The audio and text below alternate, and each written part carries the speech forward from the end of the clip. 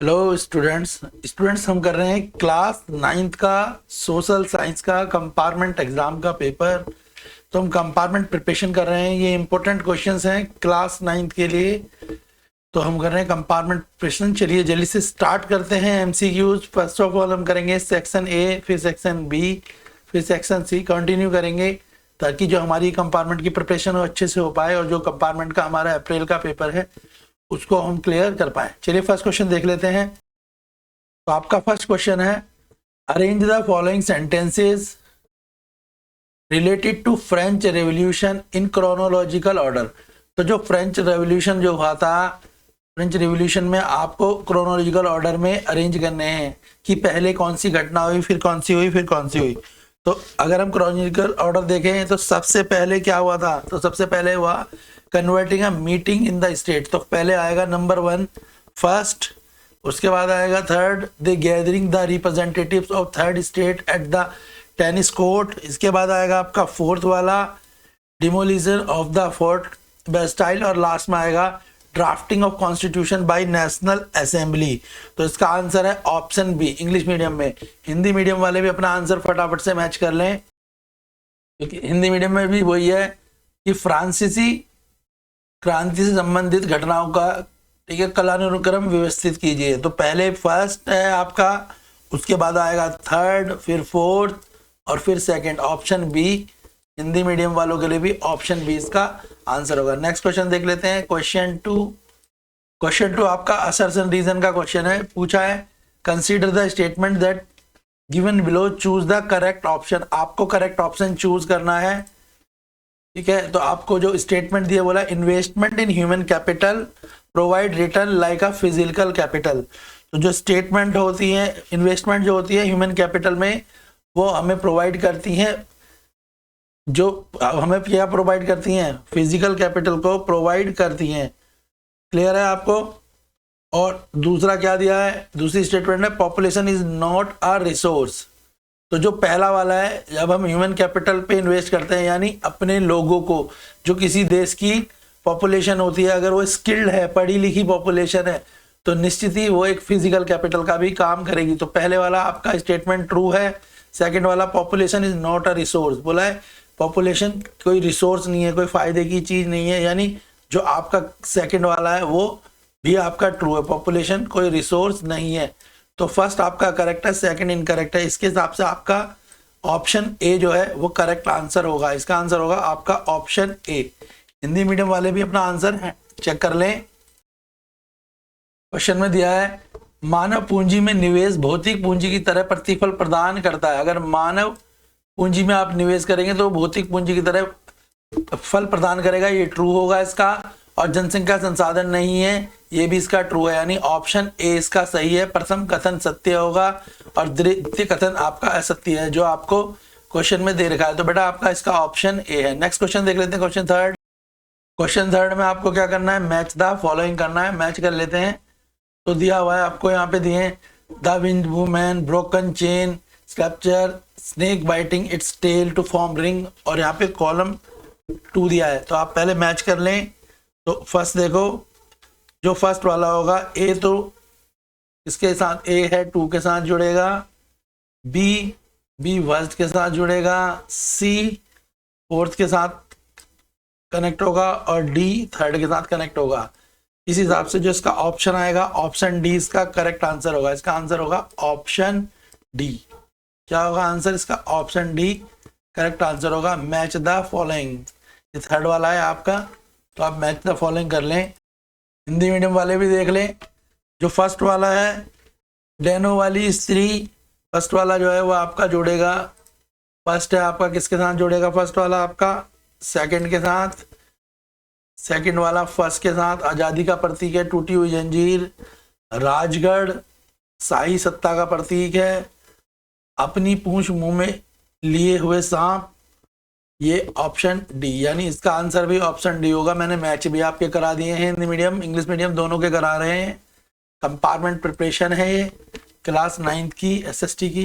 तो आप कर लें। चलिए क्वेश्चन फोर्थ कर लेते हैं।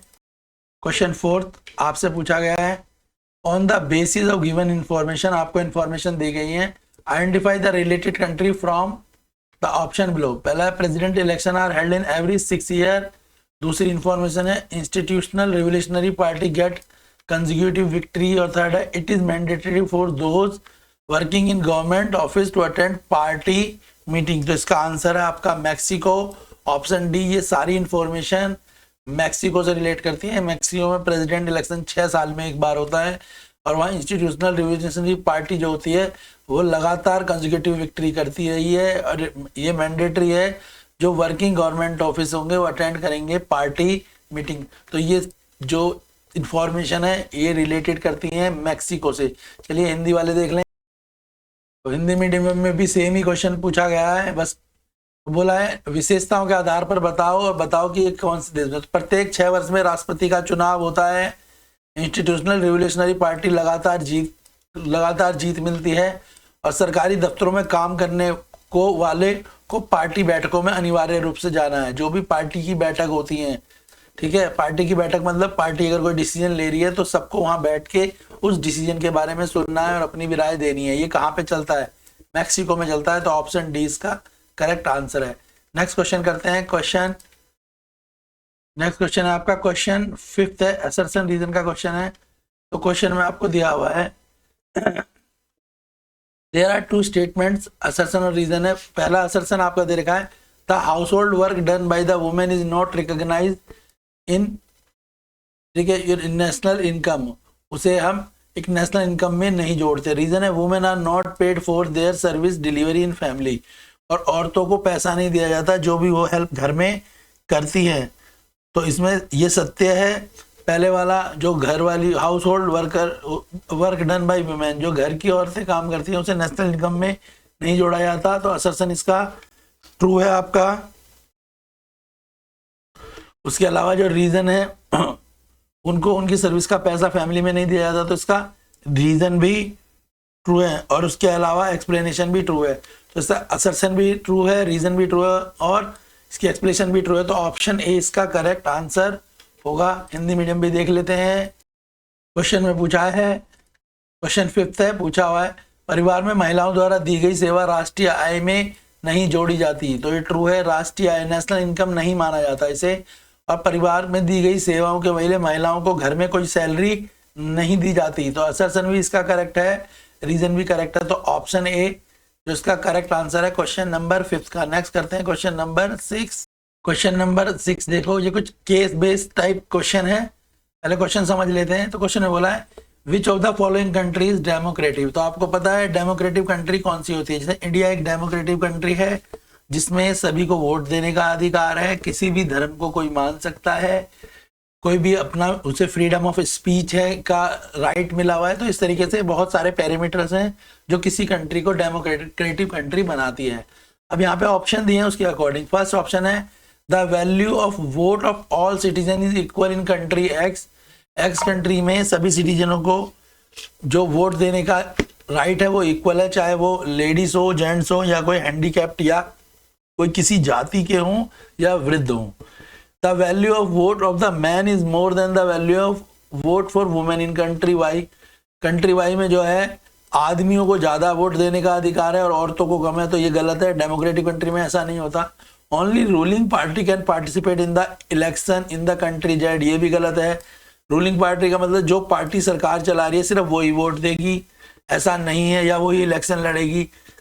हमारे देश में कहीं पे बीजेपी जीतती है तो कहीं पे कांग्रेस जीतती है, कहीं पे समाजवादी तो कहीं पे बहुजन समाजवादी पार्टी।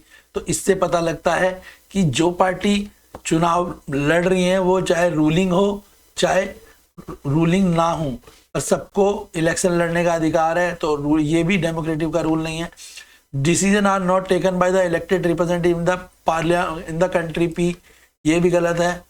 तो इलेक्शन जो डिसीजन जो है not taken by the elected representative, जीते हुए लोग तो इलेक्शन में क्या करते हैं, डिसीजन लेते हैं। तो ये भी, तो यानी ये तीनों गलत हैं। तो डेमोक्रेटिक कंट्री कौन सी होगी, जहां पे सबको वोट देने का इक्वल अधिकार हो। तो ऑप्शन ए करेक्ट आंसर है इसका। चलिए हिंदी मीडियम में भी देख लेते हैं इसी क्वेश्चन को। तो आपको डेमोक्रेटिव का मीनिंग भी समझ आ गया होगा बच्चों।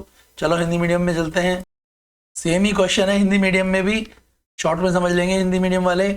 तो लोकतांत्रिक देश वो होगा जहां पे सभी व्यक्तियों को वोट देने का अधिकार है, तो ऑप्शन ए इसका करेक्ट आंसर है, क्योंकि एक्स ही एक ऐसा देश है जहां पे सभी व्यक्तियों को इक्वल वोट देने का अधिकार है। बाकी ये तीनों जो है डेमोक्रेटिक कंट्री में ऐसा नहीं होता। क्लियर है? नेक्स्ट क्वेश्चन देख लेते हैं। क्वेश्चन नंबर 7 में पूछा आपसे, which of the following activities not related to primary sector. Primary sector आपको पता है ना क्या होता है, सेक्टर कितने होते हैं, प्राइमरी, सेकेंडरी, टर्सरी, ये तो पता ही है आपको। तो बोला इनमें से कौन सा प्राइमरी सेक्टर नहीं है, क्वेश्चन 7 में आपसे पूछा हुआ है। तो प्राइमरी सेक्टर कौन सा नहीं है, तो इंश्योरेंस जो है प्राइमरी सेक्टर नहीं है, क्योंकि इंश्योरेंस एक सर्विस सेक्टर होता है, टर्सरी है, तो insurance is not a primary sector. तो ऑप्शन बी इसका करेक्ट आंसर होगा। चलिए हिंदी मीडियम वाले देखें,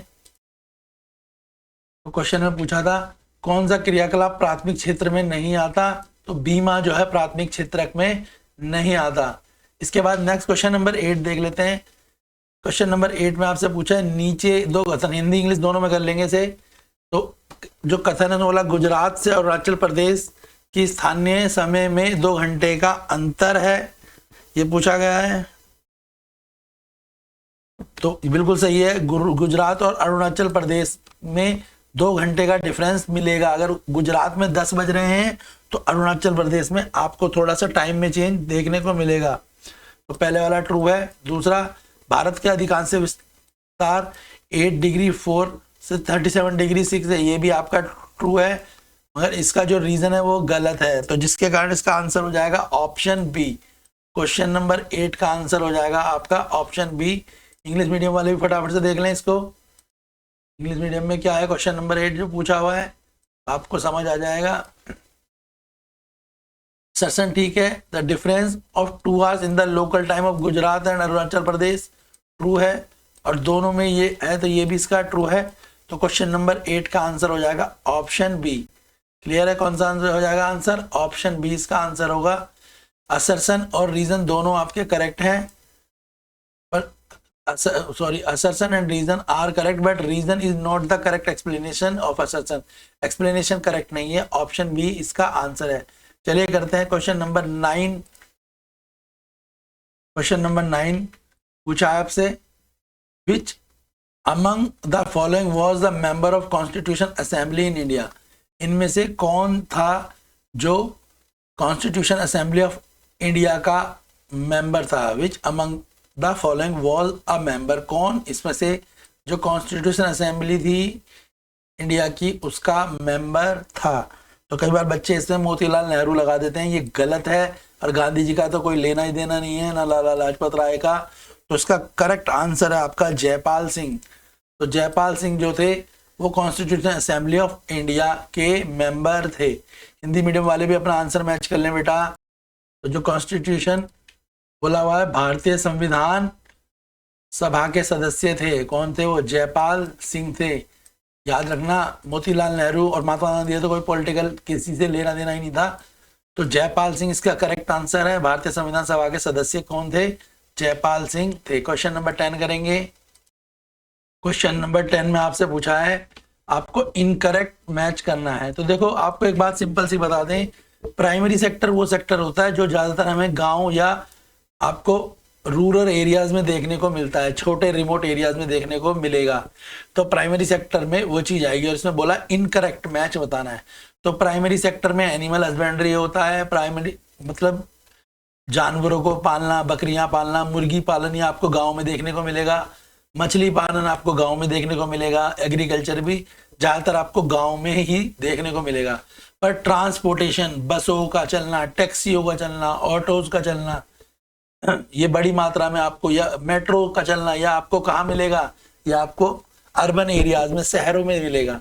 तो प्राइमरी सेक्टर में ट्रांसपोर्टेशन गलत मैच है, ये इसका करेक्ट आंसर है, क्योंकि ट्रांसपोर्टेशन किस में आता है, ये सर्विस सेक्टर और टर्सरी सेक्टर में आता है। तो ट्रांसपोर्टेशन पेपर में अगर आए तो आपको पता भी होना चाहिए ट्रांसपोर्टेशन का मतलब क्या है। Taxi services, auto services, bus की सर्विसेज, दीज आर ट्रांसपोर्टेशन, और it is related to tertiary sector या सर्विस सेक्टर। तो क्वेश्चन 10 का करेक्ट आंसर है ऑप्शन ए। और प्राइमरी सेक्टर को जनरली याद करने का तरीका है, ये सेक्टर हमारे को कहाँ देखने को मिलेगा, गांव देहात में ज्यादा सा मिलेगा। चलिए हिंदी में भी आंसर लगा लेते हैं इसका। तो आपको मैंने बता ही दिया था कि प्राथमिक जो सेक्टर होते हैं वो गांव देहात में मिलते हैं। तो ये सारे तो करेक्ट ऑप्शन है। तो इसका करेक्ट आंसर पूछा गया है, आपको गलत मिलान बताना है, यानी ऑप्शन ए, क्योंकि परिवहन एक टर्सरी सेक्टर है, सर्विस सेक्टर है, जो हमें शहरों में देखने को मिलता है। तो ऑप्शन ए क्वेश्चन नंबर 10 का आंसर होगा। चलिए 11 कर लेते हैं। क्वेश्चन नंबर 11 में आपको कुछ इंफॉर्मेशन दी हुई है, उसके अकॉर्डिंग आपको आंसर देना है। तो कुछ करेक्टर्स दिए हुए हैं किसके, रिवर के। तो बोला है this river enter India from Ladakh. ये रिवर जो है लद्दाख से स्टार्ट होती है। कह सकते हो आप कहाँ से स्टार्ट होती है, लद्दाख से, क्योंकि ये एंटर कहाँ से करती है इंडिया में, लद्दाख से। दूसरा, it is form a beautiful scenic gorge in area.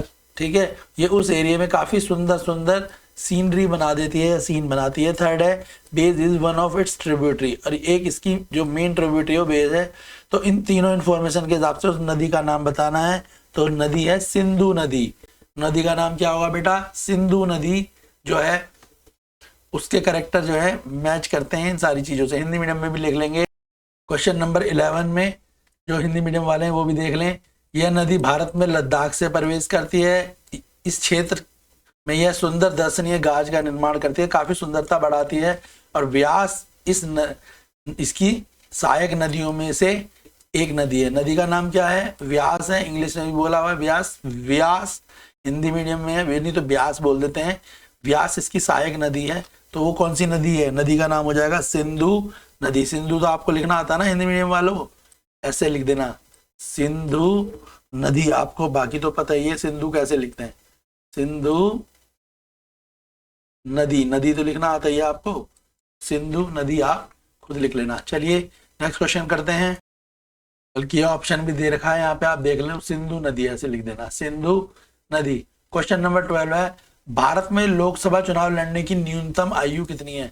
अगर कोई व्यक्ति लोकसभा का चुनाव लड़े, लोकसभा जानते हो ना, जो चुनाव पूरे देश में होता है, जो हमारे प्राइम मिनिस्टर के लिए चुनाव लड़ता है, जैसे नरेंद्र मोदी जी के लिए जो चुनाव लड़ा जाता है उसे लोकसभा चुनाव बोलते हैं। यानी सेंट्रल गवर्नमेंट की फॉर्मेशन करने के लिए जो चुनाव लड़ा जाए, जैसे अगर देश का क्या बनाना है, प्राइम मिनिस्टर बनाना है, तो उसके लिए जो चुनाव लड़ा जाएगा उसे लोकसभा चुनाव बोलते हैं। तो लोकसभा चुनाव लड़ने के लिए यहाँ पे बोला है चुनाव लड़ना, वोट नहीं देना, चुनाव में लड़ना है, आपको अपने आप को रिप्रेजेंटेटिव बनाना है। तो उसके लिए मिनिमम आयु कितनी है, तो 25 वर्ष जो आयु है वो लोकसभा का चुनाव लड़ने के लिए जरूरी है। 25 वर्ष से कम, 25 ईयर से कम एज का आदमी चुनाव नहीं लड़ सकता। इंग्लिश मीडियम वाले भी आंसर लगा ले। क्या इंग्लिश मीडियम में मैंने आपको बता ही दिया था कि जो नदी है उसको सिंधु हिंदी में बोलते हैं, इंग्लिश में बोलते हैं उसे इंडस रिवर। क्या बोलते हैं, इंडस रिवर। क्वेश्चन 11 का आंसर था option B, Indus river. Start कहाँ से होती है, लद्दाख से होती है। तो इंडस रिवर आप इंग्लिश मीडियम में लिखेंगे, वैसे हिंदी में उसको सिंधु नदी बोलते हैं। क्वेश्चन नंबर 12 है, the minimum age to contest election for Lok Sabha. Lok Sabha के चुनाव लड़ने के लिए 25 ईयर एज होनी चाहिए। सेंट्रल गवर्नमेंट जो बनानी है, ठीक है, तो उसके लिए अगर आपको चुनाव लड़ना है, यानी प्रेसिडेंट की फॉर्मेशन के लिए, या आप कह सकते हो सांसद जिन्हें बोलते हैं, ठीक है, या मेंबर ऑफ लेजिस्लेटिव असेंबली भी बोला जाता है उन्हें, तो उसके चुनाव लड़ने के लिए आपको रिप्रेजेंटेटिव बनना है, इलेक्शन में खड़ा होना है, तो आपकी एज मिनिमम 25 साल होनी चाहिए, तभी आप लोकसभा के कॉन्टेस्ट में पार्टिसिपेट कर सकते हैं। चलिए क्वेश्चन 13 करते हैं। क्वेश्चन 13 में आपको स्टेटमेंट रीड करनी है और ऑप्शन बताना है। पहला, they were supporter of private property, they consider the system of private ownership to be root of all social evil. वो मानते थे कि प्राइवेट ऑनरशिप जो है सब सोशल इल की परेशानी का कारण है। दे इग्नोर कलेक्टिव सोशल इंटरेस्ट, समाज के कल्याण के लिए कोई जो चीजें हो सकती है उन्हें इग्नोर करते थे। They consider the property owners profit as a personal interest, और वो जो प्रॉपर्टी ऑनरशिप है उसको पर्सनल इंटरेस्ट के रूप में समझते थे। तो क्वेश्चन 13 के हिसाब से आपको आंसर देना है। तो जो आंसर है वो करेक्ट आंसर होगा आपका पहला, they consider the system private ownership to be root of all social evils. तो जो सोशलिस्ट थे यूरोप के जो सोशलिस्ट थे वो ये थिंक करते थे, ये सोचते थे कि जो प्राइवेट ऑनरशिप है सारे सोशल इल्स का वो मेन कारण है। सोशल इल समझते हो, समाज में जो भी इकोनॉमिकली डिस्क्रिमिनेशन होता है, या उसके बाद और भी डिस्क्रिमिनेशन होने शुरू हो जाते हैं, या आप कह सकते हो मेल फीमेल में जो डिस्क्रिमिनेशन होता है, सेम वर्क करने पे भी इक्वल सैलरी नहीं मिलती, ये सब सोशल इल्स हैं। तो जो सोशलिस्ट इन थे यूरोप में, यानी सामाजिक कह सकते हो आप, ठीक है, समाजवादी लोग जो वो मानते थे कि प्राइवेट ऑनरशिप के कारण ही सारे सोशल इल्स होते हैं। उसके अलावा वो ये भी मानते थे कि जो प्रॉपर्टी ऑनर प्रॉफिट होते हैं, लोग सोचते हैं जिनकी प्रॉपर्टी अपनी होगी तो उसमें जो उन्हें पर्सनल प्रॉफिट होगा उसके कारण भी सोशल इल जो है ज्यादा होते हैं। इसके हिसाब से जो करेक्ट आंसर होगा वो आपका ऑप्शन सी करेक्ट आंसर होगा। क्वेश्चन 13 का आंसर है आपका ऑप्शन सी। क्लियर हो गया? तो ये कौन सोचते थे? ये सोचते थे यूरोप के सोशलिस्ट इस बात को मानते थे। तो आपको इसको ध्यान में रखते हुए आंसर बताया गया है। हिंदी मीडियम वाले देखें तो वो क्या कहते थे, निजी स्वामित्व व्यवस्था ने सभी समस्याओं को जड़ मानते थे। कौन? समाजवादी।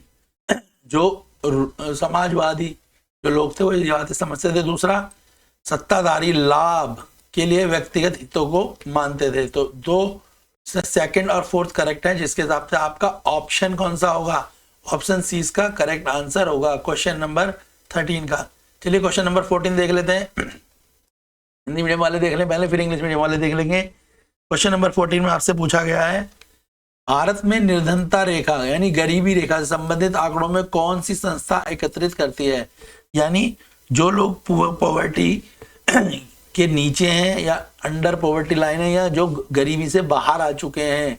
कुछ लोग गरीबी में रेखा में रहते हैं जिन्हें बीपीएल कार्ड दिया जाता है और सरकार की तरफ से फैसिलिटी मिलती है, मगर टाइम के अकॉर्डिंग कुछ लोग जो होते हैं जब तरक्की कर लेते हैं तो गरीबी रेखा से बाहर आ जाते हैं। तो कौन लोग गरीबी रेखा में रहेंगे और कौन उससे बाहर आ जाएंगे, उसके जो डेटा कलेक्शन होता है वो भारत में कौन सी एजेंसी करती है, यानी वो कौन सी संस्था करती है, उसका नाम पूछा गया है। तो कौन? जो पॉवर्टी लाइन से बिलो एंड अबव पीपल्स को डिसाइड करेगी वो कौन है? तो वह राष्ट्रीय प्रतिदर्श सर्वेक्षण संगठन। ऑप्शन बी इसका आंसर है, राष्ट्रीय प्रतिदर्श सर्वेक्षण संगठन। इंग्लिश मीडियम वाले भी फटाफट से लगा लें अपना आंसर। क्वेश्चन में पूछा गया है, which organisation collect the data related to poverty line in India? तो national sample survey organisation. National sample survey organisation is the organisation who decide the people are living below the poverty line and above the poverty line। जो decide करते हैं कि कौन से लोग गरीबी रेखा में अब हैं और कौन से लोग गरीबी रेखा से नीचे आ चुके हैं या गरीबी रेखा से ऊपर आ चुके हैं। इन चीजों को डिसाइड करना, उसके हिसाब से डेटा कलेक्शन करने का काम नेशनल सैंपल सर्वे ऑर्गेनाइजेशन का होता है। क्वेश्चन नंबर 15 देख लेते हैं। क्वेश्चन नंबर 15 है आपका, select the option from the following which is related to council of minister। council of minister जो है, ठीक है, उसके लिए आपको सेलेक्ट करना है ऑप्शन। तो यहाँ पे दे रखा है prime minister, cabinet minister, minister of state और minister of state with independent. तो सबसे पहले कौन आएगा? तो सबसे पहले जो आते हैं वो आते हैं प्राइम मिनिस्टर। फिर कौन आते हैं? फिर आएंगे कैबिनेट मिनिस्टर सेकंड नंबर पे। तो ये फर्स्ट है, ये हो गया सेकंड जो ऑर्डर बनेगा। फिर आते हैं आपके थर्ड में मिनिस्टर ऑफ स्टेट और फिर फोर्थ में आएंगे minister of state with independence. तो यानी ये ऑप्शन करेक्ट है। अब देख लो इसका कौन सा ये ऑप्शन होगा। फर्स्ट, सेकंड, थर्ड और फोर्थ चारों, ऑप्शन डी करेक्ट आंसर है किसका? क्वेश्चन नंबर 15 जिसमें बोला है काउंसिल मिनिस्टर के लिए। तो फर्स्ट, सेकंड, थर्ड, फोर्थ, तो ये ऑर्डर जो है आपका करेक्ट ऑर्डर है। हिंदी मीडियम वाले भी अपना आंसर लगा लें। क्वेश्चन में पूछा है, निम्नलिखित में उस विकल्प का चयन कीजिए जो मंत्री परिषद से संबंधित है। मंत्री परिषद कैसे बनेगी? तो पहले प्रधानमंत्री, फिर कैबिनेट मंत्री, फिर राज्य मंत्री, फिर स्वतंत्र प्रभाव राज्य मंत्री। ऑप्शन डी करेक्ट आंसर है, प्रधानमंत्री, कैबिनेट मंत्री, राज्य मंत्री और स्वतंत्र प्रभाव राज्य मंत्री। चलिए क्वेश्चन नंबर 16 कर लेते हैं। क्वेश्चन नंबर 16 हिंदी मीडियम वाले देख ले पहले, निम्न से कौन सी विशेषता पूर्व घाट के विषय में सही है? जो पूर्वी घाट होते हैं उनके बारे में क्या मेन कैरेक्टर्स होते हैं? तो इनका विस्तार महानदी घाटी से नीलगिरी तक होता है, इसका करेक्ट आंसर है। जो पूर्वी घाट हैं वो महानदी से उनका विस्तार हुआ है और नीलगिरी तक हुआ है। तो ये सबसे मेन कैरेक्टर है किसका? ठीक है, पूर्वी घाट का। चलिए इंग्लिश मीडियम वाले भी आंसर लगा लें। क्वेश्चन नंबर 16 क्वेश्चन में पूछा है, which of the following character is correct about the eastern ghat? तो ईस्टर्न घाट के बारे में कौन सा करेक्टर करेक्ट है? तो it extend from the valley of Mahanadi. तो ईस्टर्न घाट कहाँ से बढ़ना शुरू हुआ, कहाँ से उसका एक्सटेंशन बढ़ा? तो वैली ऑफ महानदी से उसका एक्सटेंशन बढ़ा नीलगिरी तक। क्वेश्चन नंबर 17 देख लेते हैं। असर्शन रीजन है। क्वेश्चन नंबर 17 में आपको असर्शन दिए हैं और रीजन दिए हैं। असर्शन क्या है और रीजन क्या है? असर्शन है freedom of expression is a fundamental feature of our democracy. तो जो हमको एक्सप्रेशन का जो फ्रीडम होता है वो क्या है? एक फंडामेंटल फीचर है वो हमारी डेमोक्रेसी के लिए। तो ये ट्रू है क्योंकि हमारे को freedom of expression, freedom of speech, freedom of movement और भी बहुत सारे हमारे को राइट्स मिले हुए हैं डेमोक्रेसी का। ट्रू है। It develop the thought and the personality of person. अगर हमें फ्रीडम ऑफ एक्सप्रेशन मिलेगा तो ये हमारे थॉट्स, हमारे विचारों को और हमारी पर्सनैलिटी को बढ़ाएगा, डेवलप करेगा। इसका रीजन भी ट्रू है। तो आपका असर्शन भी ट्रू है और रीजन भी ट्रू है। तो दोनों ही ट्रू है, एक्सप्लेनेशन भी ट्रू है। तो इसका आंसर होगा ऑप्शन ए। इसका आंसर होगा असर्शन और रीजन करेक्ट है और रीजन की करेक्ट एक्सप्लेनेशन है। तो क्वेश्चन नंबर 17 का आंसर होगा ऑप्शन ए। करेक्ट आंसर 17 का क्या होगा? Option A. हिंदी मीडियम वाले भी अपना आंसर लगा लें जल्दी से। हिंदी मीडियम में भी सेम है। तो आप बोल देंगे अभिव्यक्ति की स्वतंत्रता हमारे लोकतंत्र की एक बुनियादी विशेषता है। ट्रू है ये। व्यक्ति के विचार और विकास करते हैं। अगर हमारी थॉट अच्छे होंगे, हमारे विचार अच्छे होंगे तो यकीनन हमारी सोच के साथ साथ हमारा विकास भी होगा। अगर हमें पता है एजुकेशन की क्या इंपॉर्टेंस है तो हमारे को उस हिसाब से हम अपनी सोच को बढ़ाएंगे। तो ऑप्शन ए इसका करेक्ट आंसर होगा। चलिए कर लेते हैं क्वेश्चन नंबर 18। क्वेश्चन नंबर 18 सही विकल्प की सहायता से रिक्त स्थान भरें। वर्ष 2000 की शुरू की गई अन्नपूर्णा योजना। अन्नपूर्णा योजना ऐसी योजना है जहाँ पे गरीब लोगों को 5 रुपए में या 1 रुपए में खाना दिया जाता है। कुछ स्टेट्स में 1 रुपए में भी खाना दिया जाता है। सबसे पहले ये साउथ की जगहों पे स्टार्ट करी गई थी। अब दिल्ली के भी कुछ क्षेत्रों में आपने देखा होगा गौतम गंभीर किचन योजना, जहाँ पे आपको कई जगहों पे हॉस्पिटलों के बाहर या कुछ जगहों पे 1 रुपए में या 5 रुपए में भरपेट खाना दिया जाता है, जिसमें दाल चावल सब्जी रोटी पूरी सब्जी अलग अलग चीजें अलग अलग दिन में होती हैं। तो 2000 में अन्नपूर्णा योजना को शुरू किया गया था। तो उसका लक्षित समूह क्या था? दीन वरिष्ठ नागरिक। दीन का मतलब गरीब और वरिष्ठ का मतलब वृद्ध। गरीब और बड़े उम्र के जो लोग थे दोनों को उसकी मदद मिल सके। तो क्वेश्चन नंबर 18 का आंसर है ऑप्शन बी। आपको पता होना चाहिए अन्नपूर्णा योजना क्या होती है। इंग्लिश मीडियम में लगा लेंगे आंसर। तो क्वेश्चन नंबर 18 में सेम ही है तो आप लगा लें आंसर। बोला क्या गया है? The target group of Annapurna योजना विच वॉज स्टार्टेड इन 2000। यहाँ पे लिखा हुआ है 2000। क्या है ये? 2000 इज। तो इसका पर्पज किनकी हेल्प करना था? इसका पर्पज था इंडिजेंट सीनियर सिटीजन, गरीब और सीनियर सिटीजन सबकी हेल्प करना था इसका काम। क्लियर है? नेक्स्ट देख लेंगे इंडिजेंट सीनियर सिटीजन। नेक्स्ट है क्वेश्चन नंबर 19। 19 में क्या दिया है आपको? 19 में आपको वापस से एक पैसेज पढ़ना है, उसके अकॉर्डिंग आपको आंसर देने हैं। ठीक है, स्टेटमेंट सेलेक्ट करनी है फर्स्ट वर्ल्ड वॉर के regarding. The statement select the option related to economic crisis. तो जो देश को इकोनॉमिक क्राइसिस हुए अरोज इन जर्मनी में आफ्टर फर्स्ट वर्ल्ड वॉर, यानी जर्मनी जो था फर्स्ट वर्ल्ड वॉर से पहले उसकी फाइनेंशियल कंडीशन जो थी अच्छी थी, और जब फर्स्ट वर्ल्ड वॉर हुआ उसके बाद उसकी इकोनॉमिकल कंडीशन मतलब वहां पे पैसे की इनफ्लो और आउटफ्लो की स्थिति कैसी थी उसके बारे में पूछा गया है। तो large scale printing of currency by German government. German government ने क्या करा? लार्ज स्केल प्रिंट करी currency by the German government ने। ये ट्रू है।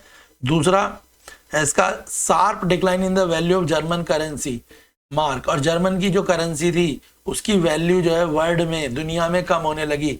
जैसे अगर आप कंपेयर करो तो इंडिया में या हर जगह पे सबसे ज्यादा वैल्यू डॉलर की होती है, अमेरिकन डॉलर की होती है, पाउंड की होती है। मगर अगर कम वैल्यू की बात करें तो पाकिस्तानी पैसे की वैल्यू क्या है? पूरी दुनिया में कम है। नेपाली पैसे की वैल्यू कम है। तो या इंडिया के पैसे की वैल्यू भी कम है, मगर पाकिस्तान से, नेपाल से, श्रीलंका से तो ज्यादा ही है। तो ठीक है ना। तो अगर बढ़िया करेंसी कौन सी मानी जाएगी? फिर अमेरिकन डॉलर माना जाएगा। और बेकार करेंसी कौन सी मानी जाएगी? पाकिस्तानी करेंसी मानी जाएगी।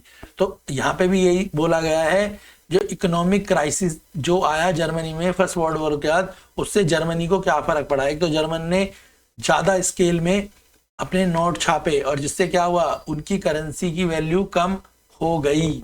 समझ आया। तो ये दोनों मेन इंपैक्ट थे। Question number 19। हिंदी मीडियम वाले भी लगा ले आंसर। तो हिंदी मीडियम वालों से भी यही चीज पूछी गई है कि प्रथम विश्व युद्ध के बाद जर्मनी में उत्पन्न आर्थिक संकट से क्या हुआ। जर्मनी सरकार द्वारा बड़े पैमाने पर पैसे को छापा गया, मुद्रा का मतलब नोटों को छापा गया, और जर्मनी मुद्रा मार्क का मूल्य, जर्मनी की मुद्रा का नाम क्या था, मार्क। जैसे भारत की मुद्रा का नाम है रुपए, अमेरिका की मुद्रा का नाम है डॉलर। समझ आ गया। अगर कैनेडियन की देखोगे तो पौंड, सब अपनी अपनी, ठीक है। अगर आप मलेशिया की देखोगे तो क्या है, रिंगिट। अगर आप थाईलैंड की देखोगे तो भात। इस तरीके से सब अपनी अपनी करेंसी का नाम होता है। तो जर्मनी करेंसी का नाम था मार्क, मगर उसकी विश्व में उसकी वैल्यू जो है कम होने लग गई। क्लियर है। नेक्स्ट क्वेश्चन है लास्ट क्वेश्चन 20। क्वेश्चन 20 पहले हिंदी मीडियम वाले देख लें। निम्नलिखित में से किस राज्य में एकेडमिक ऑफ डेवलपमेंट साइंस में विभिन्न क्षेत्रों में अनाज बैंकों की स्थापना सहायक की गई। तो एकेडमिक ऑफ डेवलपमेंट साइंस, तो उसकी स्थापना कहाँ की गई, तो महाराष्ट्र में की गई थी। क्वेश्चन 20। तो इसका आंसर क्या है, इसका आंसर है महाराष्ट्र। तो आंसर क्या है, महाराष्ट्र। इंग्लिश मीडियम वाले भी देख लें। क्वेश्चन नंबर 20 आपका एमसीक्यू है। इन विच of the following state academic of development science has helped in setting up grain bank in different region।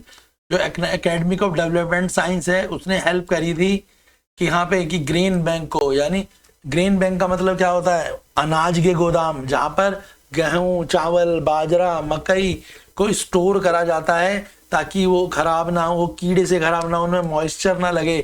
क्योंकि इन सब चीज़ों से क्या होता है, ये चीज़ें खराब हो जाती हैं। तो जो खेत में से किसान जब खेती करता है तो वो क्या करता है, सरकार उनसे कई बार अनाज खरीदती है एमएसपी पे, या जो भी उनकी अपनी टर्म एंड कंडीशन होती है, मगर उस अनाज को स्टोर करा जाता है और वो अनाज कई बार खराब हो जाता है कई कारणों से। उसमें कीड़ा लग जाता है, चूहे आ जाते हैं, या मॉइस्चर आ जाता है। तो academic of development of science ने बताया कि किस तरीके के उनको ग्रेन बैंक, किस तरीके के गोदाम बनाने चाहिए जहां पर ये सारी प्रॉब्लम नहीं हो। तो उसका सबसे पहले कौन सी जगह पे स्टार्ट करा गया, तो वो महाराष्ट्र था। तो महाराष्ट्र पे सबसे पहले बताया गया या स्टार्ट करा गया इस प्रकार के ग्रेन बैंक, यानी ग्रेन का मतलब समझ आ गया, अनाज के बैंक जिन, ठीक है। और उसमें एकेडमिक ऑफ डेवलपमेंट साइंस ने हेल्प करी थी। तो हमने अभी एसएसटी क्लास 9 का कंपार्टमेंट प्रिपरेशन के पेपर स्टार्ट कर दिए हैं, ठीक है। हर सब्जेक्ट की आपकी कंपार्टमेंट की प्रिपरेशन रहेगी। सेक्शन बी, सेक्शन सी भी जल्दी अपलोड हो जाएगा।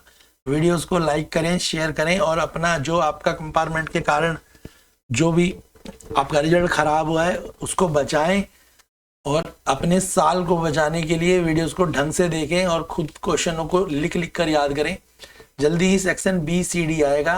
मैथ, साइंस, एसएसटी, इंग्लिश, सभी चारों सब्जेक्टों की कंपार्टमेंट प्रिपरेशन आपको चैनल पे मिलेगी। सारे ही जो ये पेपर हैं, ये वाले भी, और नए जो भी और स्कूलों के कंपार्टमेंट के पेपर हैं, जल्दी ही वो पेपर भी वीडियो के फॉर्म में आपको अपलोड मिलेगी। तो आप देखें। अगर आपको पीडीएफ चाहिए तो वो आप हमारे टेलीग्राम से भी ले सकते हैं। वीडियोस को लाइक जरूर करें ताकि हम मोटिवेट हों और आपके लिए जल्दी से सेक्शन बी सी डी भी अपलोड कर सकें। अपने फ्रेंड्स को भी वीडियो शेयर करें ताकि उनको भी बेनिफिट हो। विदाउट ट्यूशन हमें अपना रिजल्ट भी लाना है और अपने साल को भी बचाना है।